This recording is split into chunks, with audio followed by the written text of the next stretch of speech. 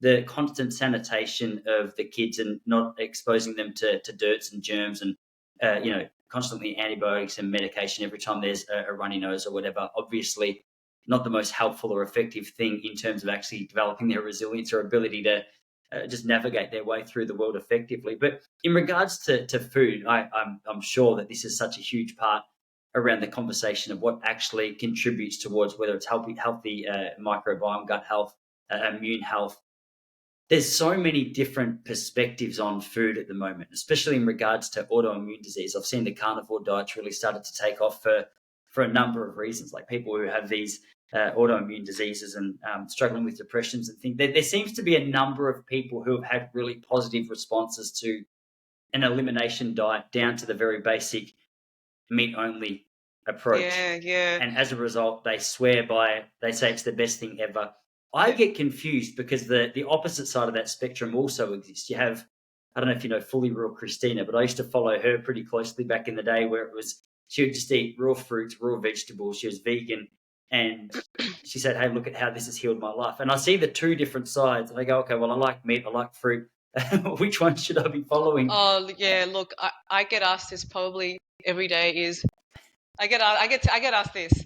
Lucia, just tell me what I need to eat and what I don't need to eat. And my approach isn't anything to do with a diet type. I don't follow any diet type. You really have to see the ecology of the gut microbiome and understand what can your gut handle and what is missing. So what do we need to start working on to give you a very balanced gut bacterial ecology such that you can eat variety. I have a big problem with a carnivore diet, and I'll just say it, and maybe I might not win fans, but I also have a problem with vegan diet as well. I don't think either of them is a good, sustainable, long-term solution to health. And I think both of those work for people, sometimes coincidentally, because they happen to have bacterial species that can handle the diet change. However, I've also met people who have done extremely poorly with going vegan. For example, I was talking to a practitioner earlier this year who was saying that she had this lady who had gone all fully plant-based, was doing the green juices in the morning, and was just like, I'm all in, and ended up with kidney stones. You think, how did that happen, right? What happened is that she had no oxalate degrading bacteria. And greens like kale, celery, they're very high oxalate plants. So when you don't have that bacteria to break it down, you will literally crystallize those oxalates out of the body, and they can be very, very painful. They can cause things like joint pain, they can attack the thyroid, and they can but they crystallize out in the kidneys, causing kidney stones. This lady ended up in hospital, and that was the reason she ended up in hospital. Now, that's pretty extreme, but it can happen. And on the other side of the spectrum, you go carnivore. The problem is, if people think, oh, but I've stopped reacting to things, I'm fine. What I think has happened is that their gut bacteria was not set up to handle too many plants because they didn't have enough bacteria to break it down. So they were constantly reacting and probably very gassy and probably very bubbly in the stomach and bloated all the time. So they took all the plants out. I'm just going to eat meat because I've been told that we need to eat like our ancestors and have organs and have lots of meat and fats. I don't disagree about those foods. I think they're great. I will never stop eating meat personally. I love it. I think it's important. However, your bacteria in your gut does not eat meat. Meat shouldn't reach the large intestine for that bacteria there.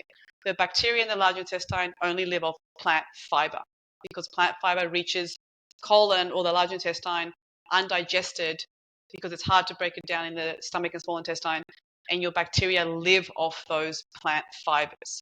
So you have to give as much plant fiber as possible to the large intestine so that bacteria can function, so it can make essential short-chain fatty acids necessary for you to make energy, vitamins, neurotransmitter balance, immune system support. All of those things have good vagal tone, so vagus nerve, gut, messages so that your neurotransmitters travel up and down and you can sleep well, you feel good, all these kind of things. They will die away if you go carnivore. Those bacteria will go away. And what happens is there are select bacteria that love fats of meat, and so they'll proliferate and they'll just go crazy. But they are the bacteria that essentially cause colon cancer later on. So meat is important. You need the amino acids, you need the vitamins, you need the iron, you need all of that stuff. But it's not meant to be eaten in high amounts, and it shouldn't form the majority of your diet. And I'm not saying don't eat that. I'm very omnivore, pro-Mediterranean diet kind of person. You should be eating meat, you should be eating butter, you should be eating all these things, eggs, alongside your plants.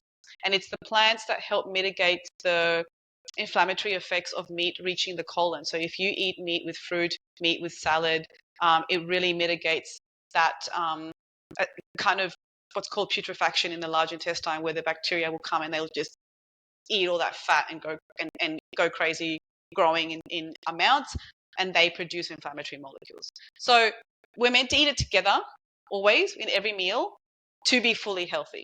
So I will never subscribe to either one of those extreme diets. Some people will feel fine for a while on like a carnivore diet because the constant reactivity of gases produced from fermentation of plants is gone, but you will cause other problems later on. It just takes longer. Usually people will start forming a lot of methane production, a lot of methane gas production. It's not obvious at first because it happens slowly, but suddenly they've got problems with their gut again. And I can tell you now, getting rid of methane in the gut is very difficult.